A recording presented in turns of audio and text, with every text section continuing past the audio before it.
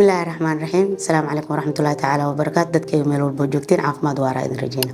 maanta waxaan rabaa inaan ka hadlo mowduucan furiinka iyo nafsiyan waxyaabaha yani xiriirka ka dhaxeeyo. Furiin waa wax caadi ah oo tamaan ka dhacdo diiniyan banaan.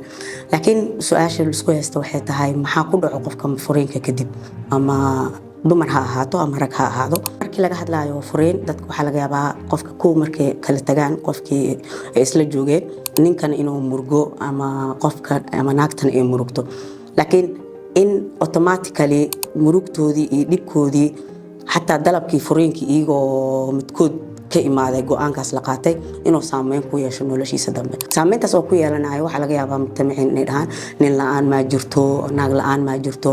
yani mowduuca nin la'aan iyo naag la'aan ma taagno, laakiin waxay taagan yahay mowduuca qofkan wuu baxay wuu guuray guri oo samaystay, yani guri heblow ama guri heblaaya la dhahay. so inta nolol bedelay oo nolol kala galay wixii oo rajeynaya isi oo wax u rabay ama fahamkii wixii iskeen waaye oo soo laabtay noloshiisii horena ku soo laabanin oo wuxuu noqday qof mas'uul ah markaan ilmo la socdo tiinam aadin. marka noloshaas dhexe ee cusub ay bilaabanayso mar walba warwar ay leedahay, waxay leedahay walaac cusub, waxay leedahay fikir cusub.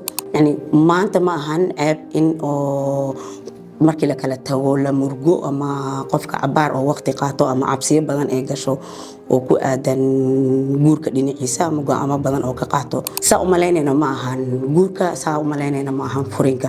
yani marka la haroonayna waa dhib gooni iyo walwal iyo walaac gooni oo wataa nafsiyan. markii la kala tagana intaas mid la mid ah oo hadooba ka badnayn hadee mar meesha ilmo imaadaan oo ay soo galaan ama qof dhan wixii uu haminayay ee ka baaba'an. markii lagu dhahayo counseling la sameynayo furiinka kadib ama counseling la sameeyo arooska ka hor, labadooda micnaheeda ma maanta in lagu dhahayo saas ula dhaqan xaaskaaga ama saas ninkaaga ula dhaqan, ama markii afurtid micnaheeda in lagu dhahayo saan hayeen kan hayeen. laakiin waxyaabaha badan laga hadlayo waxay tahay ama oo psychology inta badan ka hadla waxay tahay markay furiin imaadana maxaa xanuunka keenay.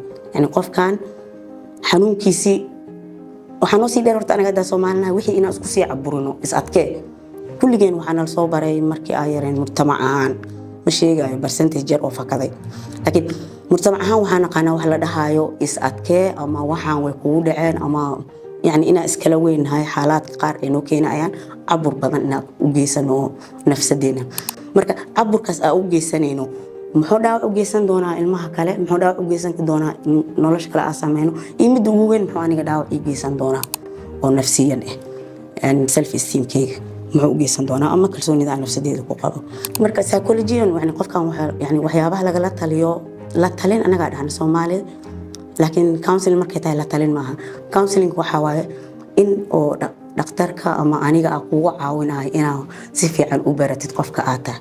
qofka bini'aadankana PhD inuu asaga isbarto waxa aad dhib badan inuu asaga isbarto. marka in uu kugu caawiyo adiga saa u soo kori lahayd nafsiyan, saa u aqbal lahayd furiinkaas kugu dhacay, si aadan u qaadi lahayn tilaabooyin qaldan ama afkaar qaldan ama waxyaabo mujtamac markaas aan ku habooneen ama eed aadan isku saari lahayn. waxa laga caawinayaa in wax badan oo cilmi ahaan lagu dajiyo ama lagu faa'iideeyo ama wax adiga information ka maqnaa lagu siiyo. laakiin waxa ogahay ama aan la inkiri karin furiin meesha markuu imaado inay imaanayso xaalad nafsi ah, inuu isku dhaxyaa imaanayo in qofkii hadallo oo sarrabin xataa uu ku hadlaayo markii media ay tahayne ma sheegi kari ama views iyo dadka raw iyo kaas gooni waa wax gooni. laakiin waxa waaye bini'aadan markii laga hadlaayo qofkiiba qalbi leh oo xanuun qalbigiisa dareemaya inay tahay wax oo asaga xaq u leeyahay wixii oo soo abuuray inay ka burbureen in uu u baahan yahay waxaan in loo gacan qaado la xaliyo la sameeyo. marka inaad dhibaatootid murgootid waa wax caadi ah markii uu furiinkii imaado. waxyaabaha aan ka shaqeynana way ka mid tahay oo aan ka hadalno dawr ruux cadaanahay mawaadiicda ama fadhiyaasha aan la qabano dadka. marka waxaan rajeynayaa horta qof walba oo xanuun bini'aadan kale u geystay ama waqtiga uu geystay in oo ka daawoobo wixii ka soo haran anigana si niyad ah maxaa diyaar u ahay dawr ruux dooreysada fadhiisata haddaa ahay in si niyad leh aa ku dhageysto. waa mahadsantihiin. asalaamu calaykum waraxmatullahi wabarakatu. si aad mar kasta u hesho macluumaad ku saabsan cilmi nafsiga uguna xirnaata Dr. Idil Caawil Cilmi, fadlan page-keena follow soo dheh. mahadsanid.